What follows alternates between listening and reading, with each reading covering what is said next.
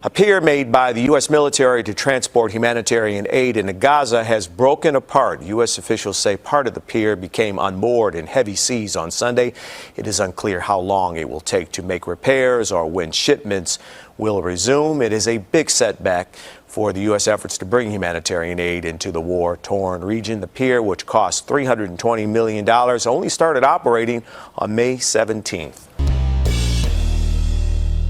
How's everybody doing? My name is Anthony Brian Logan, and today we got to talk about the boondoggle of a pier that the U.S. military built off the coast of Gaza to import humanitarian goods from Cyprus.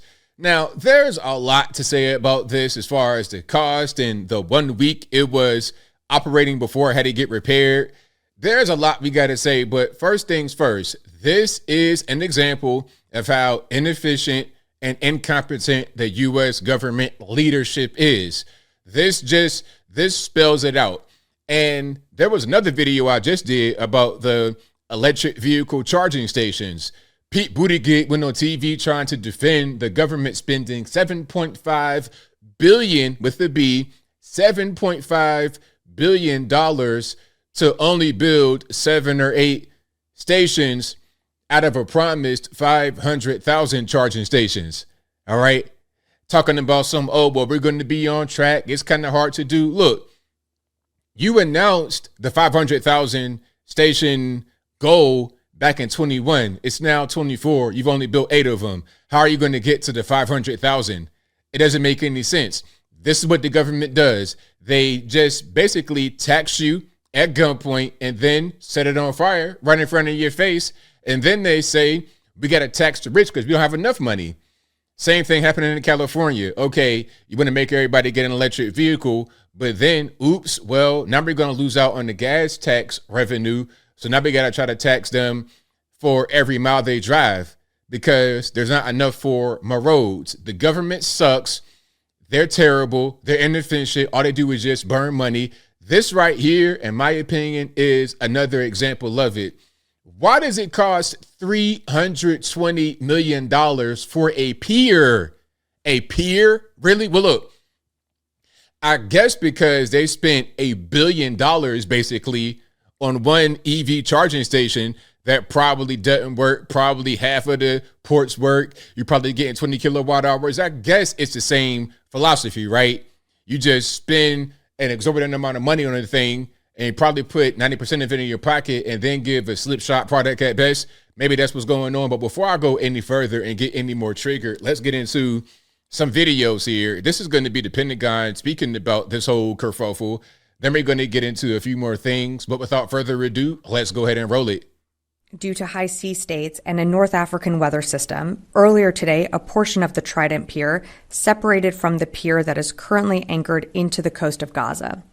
Can we just talk for a minute? I mean, look, okay, I understand you have weather conditions and things of this nature, but the pier just opened and you spent $320 million on it. Shouldn't it be a little bit weatherproof? Listen, the pier on the beach at the Virginia Beach oceanfront, that's been there my whole life. And it's been rock solid through hurricanes, all type of stuff. All right. I have evacuated from hurricanes in Virginia, and that pier has been standing strong. What hurricane is in the Mediterranean Sea? I'm just trying to figure out what's happening, but I digress. As a result, the Trident Pier was damaged and sections of the pier need rebuilding and repairing. Therefore, over the next 48 hours, the Trident Pier will be removed from its anchored position on the coast and towed back to Ashdod, where U.S. Central Command will conduct repairs. The rebuilding and repairing of the pier will take at least over a week, and following completion will need to be re-anchored to the coast of Gaza. We don't support a large-scale operation within Rafah. We are seeing movements within Rafah. We are, of course, seeing... I ain't talking about Rafah and whatnot. Okay, that's a whole different story. We can talk about that in a minute. But here is the pier. Let's talk more about this because something else that happened. Not only did the pier break apart after being open for a week and costing $320 million, there were also 3 U.S. servicemen who were injured, including one man who's in critical condition. All right, that happened right around the same time. Now, I don't know if that was a result of the pier breaking off. If it was the same weather system. And again, I've never heard about a hurricane being in the Mediterranean Sea, but hey, maybe I'm just ignorant and I don't know what's happening. But without further ado, let's roll this. Welcome back here on Live Now from Fox, and I do want to take you back to several stories that we are covering from around the world at this point, and this is actually just some of the images that are coming in out of the Middle East as we do get to the latest here. 3 U.S. service members have been injured during the effort to create that temporary pier off the coast of Gaza to help move humanitarian aid into that region. U.S. officials telling Reuters that one of the service members was taken to an Israeli hospital listed in critical condition. Now, we know that all of the injuries, we're told, were considered to be, quote, non-combat injuries. U.S. Vice Admiral Brad Cooper with U.S. Central Command telling reporters that 2 of the troops had only a sprained ankle and a minor back injury. The service member in critical condition was reportedly injured at sea, though specifics have not officially been released at this point. That service member, again, we are still waiting to figure out more about how that person is doing. The pier was announced by President Biden back in March and involved the military assembling the floating structure off the coast. It went into operation just last week. Now, to be fair, this is a pretty big pier.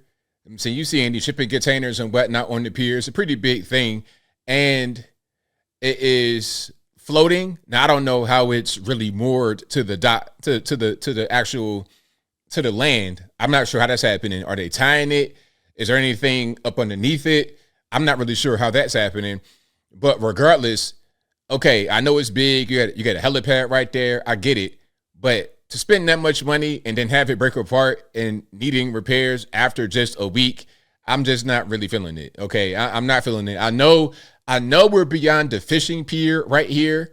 So to compare it to the one back in my home in Virginia is a little different, but still, that pier didn't go anywhere through hurricanes and everything. You get a couple of windstorms in the Mediterranean and it's already broken and you spend that much money on it.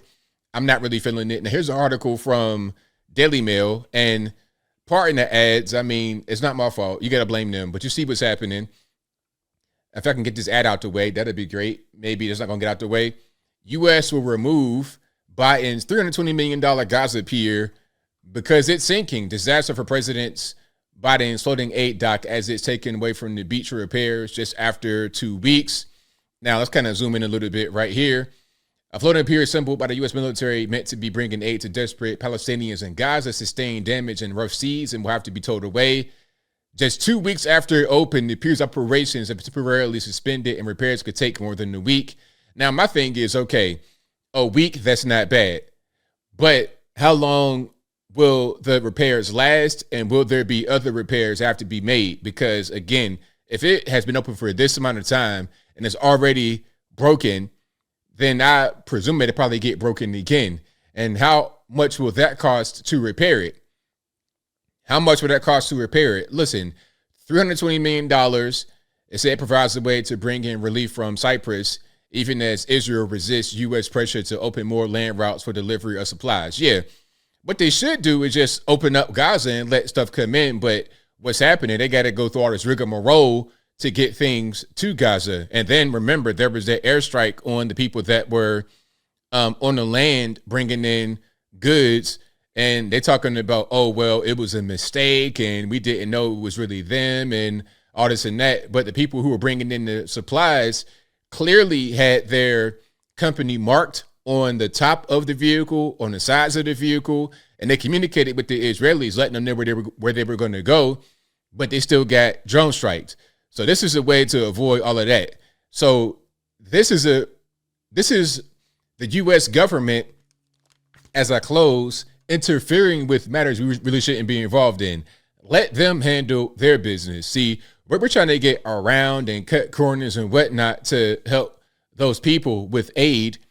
Why don't we just stay out of it? I understand that people are suffering in Gaza, but you got people that are suffering all over the world. And at a certain point, are we the World Aid Organization? Are we the World Police?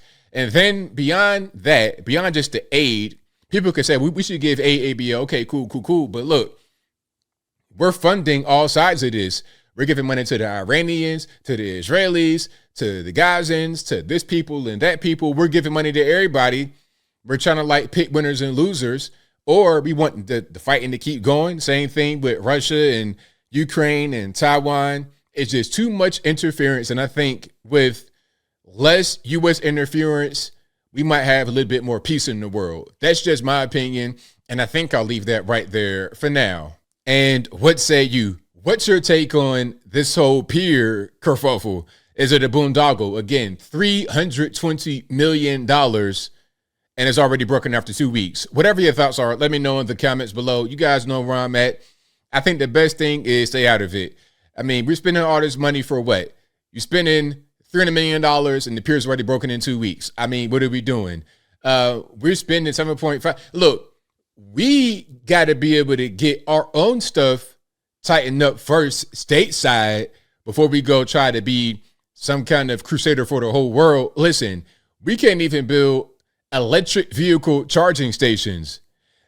We have procured $7.5 billion with a B, $7.5 billion, and we can't even build EV charging stations. We've only built 8 of them at best in 3 years with that much money.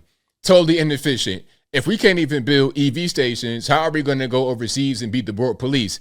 Doesn't make any sense to me. But whatever your thoughts are, please let me know in the comments below. And that's all I got to say for this video. If you like what you heard, please comment, rate, share, and subscribe. Peace.